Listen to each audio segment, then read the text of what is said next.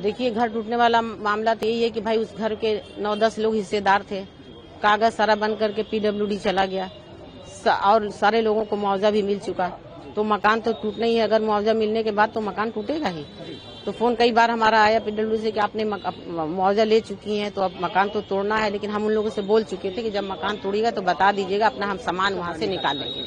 तो कल फोन आया संडे के दिन कि हम लोग आज जाएंगे तोड़ने, आपका सामान का नहीं सर, आप आके अपनी कार्रवाई जो करना है करिए। हमने जो सामान हमारा था हम उसको हटा दिए हैं। तो वो लोग आए, थोड़ा बहुत आगे से बारजा है या जो भी थोड़ा बहुत गिरा करके लोग चले गए, पूरा नहीं गिराए लोग।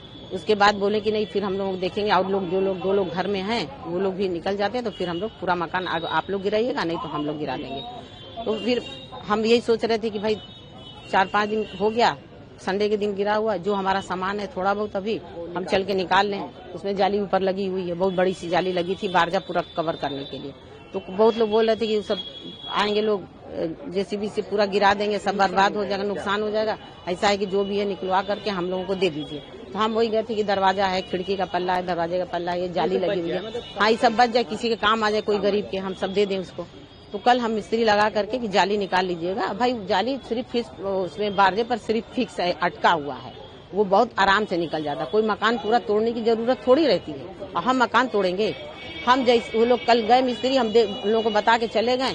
हम हमारे जाने के बाद ही उन लोगों को मार पीट के लोग भगा दिए, जो 2 लोग घर में रहते हैं हमारे, वो लोग भगा दिए। तो वो लोग, हमारे पास नंबर नहीं था, वो सब कुछ बताए नहीं।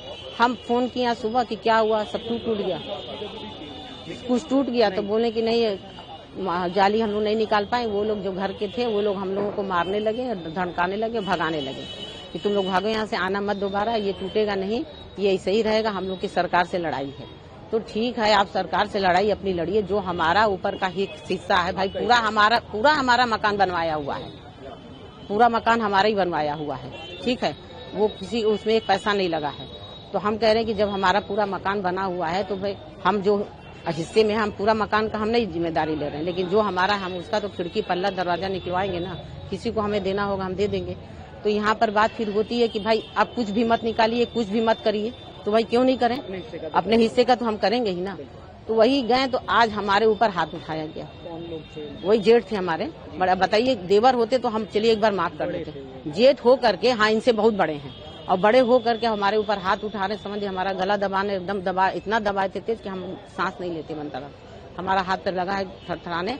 उसके बाद तब छोड़े हमें, उसके बाद बाहर हमको गला पकड़ के बाहर कर दिए, पूरे हमारे गले पर निशान समझ लीजिए। अब बहुत तेज अभी तक छनछनाहट हो रही है।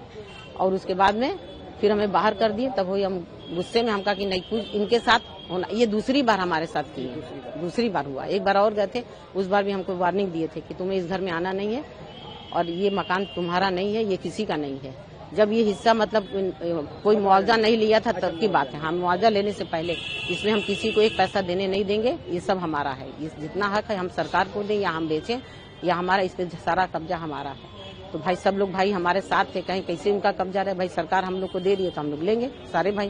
पैसा तो लगाता है एक ही, लेकिन मिलता है मुआवजा सभी को, तो सभी को मुआवजा मिल चुका है, ये 2 लोग नहीं लिए हैं। तो ये लोग उसी पर मतलब कहा कि हमको उसमें कोई सामान हमको निकालने, तो ठीक है मत निकालने दिए, मुंह से बात होती है ना, खत्म हो गई बात। आप हाथ उठाने, आप जेठ हैं, आप हाथ उठाएंगे, हाँ वही उनके नाम से रपट लिखवाना, हाँ होना है, नहीं होगा हम कुछ न कुछ तो करेंगे। बड़ा सवाल ये है कि जो ये फेक चीजें चल रही थी पॉलिटिकल या वो कि आप लोग क्या सरकार के साथ है, मुआवजा ले चुके हैं, ये बात हमें जानना है। सरकार से मुआवजा तो ले ही चुके हैं हम लोग, तभी तो मकान सरकार तोड़ रही थी। भाई PWD वाले बोले कि आपका मकान भाई आप लोग मुआवजा सारे 7 भाई ले चुके, 1-2 लोग नहीं लिए हैं, लेकिन मकान तो आपका गिरना है। तो हमने कहा ठीक है सर, सरकार के साथ ही है। हाँ बिल्कुल, नहीं हम सरकार के साथ, हमें कोई सरकार से कोई हमें आपत्ति नहीं, जो हमारा मकान का दाम लगा वो हमको मिला। हम भाई सरकार के खिलाफ क्यों जाएंगे, इसलिए कि सारा मकान टूटेगा तो उसमें हमारा भी आएगा। चाहे हमारे हस्बैंड पद्मश्री पाए वो भी थे, वो भी इस बात को कहते थे भाई ये तोड़ने फोड़ने के तो काम बहुत से जहाँ बहुत दिन से चल रहा है, वो भी यही कहते थे कि भाई सरकार मकान सबका जाएगा तो हमारा जाएगा, जब सबका बचेगा तो हमारा भी बचेगा।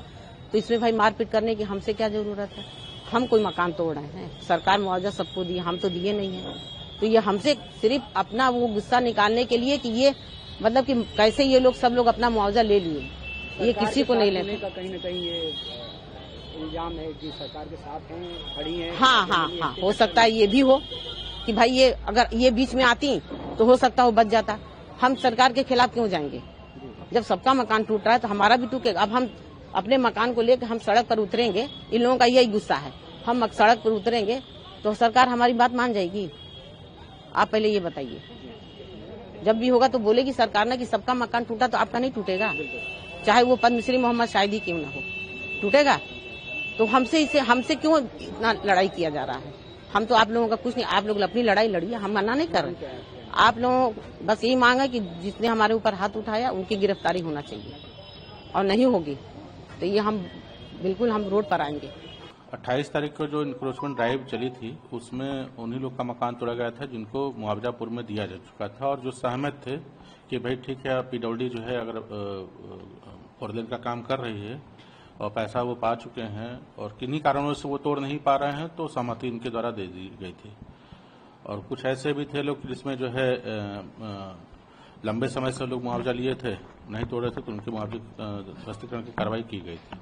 मोहम्मद शाहिद साहब, स्वर्गीय मोहम्मद शाहिद साहब के मैटर पे ये कहना है कि उनके परिवार में उनकी पत्नी है और 2 बच्चे हैं, और वर्तमान में ये लोग खजूरी में निवासित हैं, और इनके द्वारा सहमति जो भवन के प्रतिकर लेने के लिए सहमति 2 साल पूर्व ही दे दी गई थी, और 1 माह पूर्व ध्वस्तीकरण के 1 माह पूर्व जो है इनके द्वारा भुगतान पाया गया प्रतिकर का, और इन्होंने सहर्ष कहा था कि भाई सरकार की ये महत्वपूर्ण परियोजना है और उस पर उनको कोई आपत्ति नहीं है, और अनुरोध किया गया था कि जो है आप चौड़ीकरण के दौरान हम मुआवजा पा चुके हैं और चौड़ीकरण के दौरान आप जो है जो भी ध्वस्तीकरण की कार्रवाई मेरे हिस्से में करना चाहें कर दें मैं। और इस संबंध में उन्होंने अपना एफिडेविट भी दिया था बाद में कि जो है जो हम ध्वस्तीकरण करें वो उनका उत्तरी छोर जो बिल्डिंग का है वो उनके हिस्से में आता है, उसका ध्वस्तीकरण कर सकते हैं। वर्तमान में अभी जो है उस बिल्डिंग में 9 हिस्सेदार थे, 9 के सापेक्ष 5 लोगों का जो है हम लोग मुआवजा दिया जा चुका था, बाकी 4 अभी अवशेष हैं। और स्वर्गीय मोहम्मद शाहिद साहब के हिस्सा जो था वहां पे वो उत्तरी छोर पे था, उसको आंशिक रूप से ही ध्वस्तीकरण किया गया, मात्र 10% ही हिस्सा, क्योंकि जो है बाकी 4 जो भुगतान नहीं पाए थे उनकी बिल्डिंग भी उनका भी हिस्सा उसी में था, और अगर हम ज्यादा ध्वस्तीकरण करते तो उनका भी हिस्सा प्रभावित होता है। For more of such videos do like, share and subscribe to ET Now Swadesh।